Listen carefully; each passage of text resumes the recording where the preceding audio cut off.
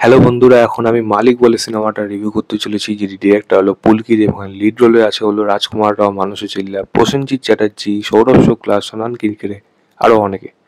ছোট্ট করে যদি গল্পটা বলি, 80s 90s ওই সময় ঘটনা উত্তরপ্রদেশে। মালিক মানে বেসিক্যালি এখানে রাজকুমার রায় ক্যারেক্টারটা, সে কী করে একজন বড় গ্যাংস্টার হয়ে উঠছে, তার বিরুদ্ধে কারা লেগে আছে এবং তাকে দমন করার জন্য পুলিশ ইন্সপেক্টর হিসেবে এখানে প্রসেনজিৎ চ্যাটার্জি ক্যারেক্টারটাকে আনা হচ্ছে, এবং তারা যখন একে অপরের মুখোমুখি হচ্ছে তখন গিয়ে বাওয়ালটা কোন লেভেলে যাচ্ছে এবং আলটিমেটলি কি মালিক কি তার নিজস্ব জায়গার থেকে সরিয়ে আনতে পারবে, বা বলা যায় মালিক কি সে তার শাসন থেকে দমন করে আনতে পারবে এই পুলিশ ইন্সপেক্টর। এর থেকে বেশি জানতে হলে আপনাকে সিনেমা হলে গিয়ে এই সিনেমাটা দেখতে হবে। দেখুন, যখন যা কিছু এসেছিল মালিকের এর আগে, প্রত্যেকটা জিনিস কিন্তু ভালো ছিল। গান টান নিয়ে আমি বলিনি অত কিছু, বাট টিজার টাইপের হোক বা ট্রেলার টাইপের হোক, যা কিছু এগুলো এসেছিলো সেগুলো কিন্তু বেশ ভালো ছিল। আর এক্সপেকটেশন কিন্তু বেশ ভালো রকম ছিল। এক্সপেকটেশন বেশি রেখেছি বলেই কিন্তু হতাশাটাও কিন্তু এই সিনেমার জন্য অনেক বেশি হয়েছে। এই সিনেমার ভালো দিক খুবই কম, যাও আছে সেটা শুধু পারফরমেন্সের উপর বেস করে আছে। সব থেকে ভালো পারফরমেন্স দিয়েছে, হ্যাঁ অবশ্যই প্রসেনজিৎ চ্যাটার্জি তো ডেফিনেটলি দিয়েছে, কারণ তার ক্যারেক্টারটার মধ্যে কিচ্ছু করার ছিল না, কিন্তু যে ভালো অভিনেতা সেটা পারফর্ম করে কিন্তু পুরোপুরি বুঝিয়ে দিয়েছে। খুব বাজেভাবে ক্যারেক্টারটাকে লিখেছে, এবং প্রসেনজিৎ চ্যাটার্জির ফ্যামিলির দিকটা যেরকমভাবে গল্পের মধ্যে এখানে আনা হচ্ছিল তাপ করে হাওয়া, মানে এগুলো কোনো প্রয়োজন, মানে খুবই বাজেভাবে লেখা হচ্ছে, বাট পারফরমেন্স সে বেশ ভালো দিয়ে গেছে, এটা কিন্তু অবশ্যই মানতে হবে। রাজকুমার রাও যদি ক্যারেক্টারটা বলি, রাজকুমার রাও চেষ্টা করেছে অনেকটা, তাকে পুরোপুরি মানায়নি। সে তার পারফরমেন্স হয়তো ভালো দিয়েছে, কিন্তু এই রোলটার জন্য আরও অনেক কিছু এক্সপেকটেশন ছিল, যেটা রাজকুমারের থেকে সেরকমভাবে পায়নি।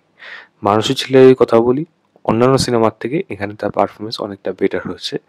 সৌরভ শুক্লা, সোনান কিরকে তাদের পারফরমেন্সে ঠিকঠাক। সৌরভ সচদেবাকে দেখতে পাবেন, তারও পারফরমেন্স ভালো লাগবে। আর এর যে রাজকুমারের যে রাইট হ্যান্ড ছিল, তারও পারফরমেন্স নিয়ে বাকিদের কোনো খামতি সেরকমভাবে নেই। সিনেমাটা মেন প্রবলেম হলো এখানে এছাড়া কোনো ভালো জিনিস নেই।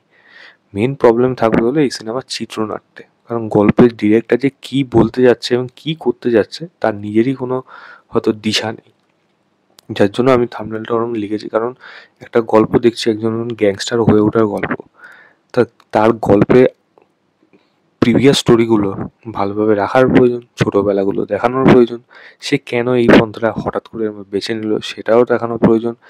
তাকে যেইভাবে দেখানো হয়েছে রাজকুমারের ক্যারেক্টারটাকে, এটা কোনোভাবে একটা ভালো গ্যাংস্টার মুভি হয়ে ওঠা বা একজন বড় গ্যাংস্টার হয়ে ওঠা কোনোভাবে এটা বলা সম্ভব নয়। অনেক ভালো ভালো গ্যাংস্টার মুভি আছে, এবং যেটা আশা করা হচ্ছিল রেইসের মতো, যে রেইস এবং মজুমদারদের এই ক্যারেক্টারটা ছিল, এখানেও সেই মালিক এবং প্রসেনজিৎ চ্যাটার্জির যে ক্যারেক্টারটা হবে, সেই ফেস অফটাও ভালোভাবে জমে না। এক তো রাইটিংয়ের প্রবলেম, মানে মেন যে গল্প মালিকের গল্প সেটা যেমন দেখবেন লিখেনি, ক্যারেক্টার ডেভেলপমেন্ট এই প্রত্যেকটা ক্যারেক্টার ভালোভাবে লেখেনি। মালিকের সাথে তার ওয়াইফের সম্পর্ক নেই, যেটুকু আছে যথেষ্ট নয়, ভালো নয়। মালিকের সাথে তার বাবার যে কনফ্লিক্টটা ভালোভাবে এস্টাবলিশ করা না। হিরো ভিলেন টাসেল ভালোভাবে জমে না, যেটার জন্য আমরা বিশেষ করে বাঙালিরা অপেক্ষা করে আছি রাজকুমারের সাথে বুম্বাদা একটা টাসেল দেখবো। এক্কেবারে জমে না, কোনো জায়গায় এই সিনেমাটা টাচ করতে পারেনি। পুরোপুরি চিত্রনাট্য পুরো ধড়াস করে পড়েছে সিনেমাটা, শুরু থেকে শেষ অব্দি। শুরুতে 5-10 মিনিট যায় একটু ভালো লাগবে, তারপর শেষ। সিনেমাটার মধ্যে আর কিচ্ছু নেই, এখানে আর কিছু বলার নেই, ডিরেক্টরের কিচ্ছু করার নেই। এবং সিনেমার লেন্থ এত বড়, এই সিনেমাটাকে কেটে অনেক ছোট করা যেতে পারতো। বেকার বেকার টেনে টেনে বড় করে সিনেমাটাকে আরও বোর করে দিয়েছে। গানও শুনতে খুব একটা ভালো লাগে না, অ্যাকশন স্টাইলাইজ না, এবং আমি যদি বলি background music okay okay kind of. Dialogue যদি বলি দু একটা কিছু ভালো, আরও অনেক ভালো ডায়লগ হবার এখানে প্রয়োজন ছিল, সেইগুলো মানে মাসি ডায়লগ যেটা থাকে সেটা এখানে দিতে পারেনি। এবং ক্লাইম্যাক্সে সেটাও পুরোপুরি হতাশাই নিয়ে আসে, এবং সিনেমাটা যে জায়গায় শেষ করা হয়েছে সেটাও মানে মন আর ভালো রাখে না, মানে অলরেডি সিনেমাটা পুরোপুরি গেছে, আর কিচ্ছু নেই সিনেমার মধ্যে।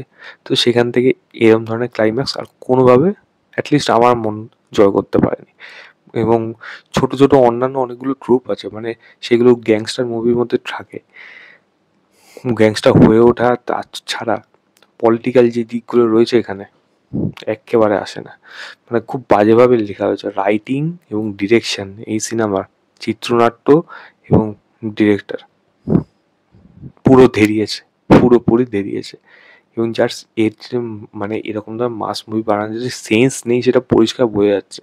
কারণ কোন জায়গায় কিরকম ধরা উচিত, এটা যদি সাধারণ মানুষ বুঝে যায় যে এখানে এরকম করলে আরো বেটার হতো, সেখানে তো ডিরেক্টর ফেল করে যায়। আমার মনে হয় সেই জিনিসটা এখানে পুলকিত করেছে।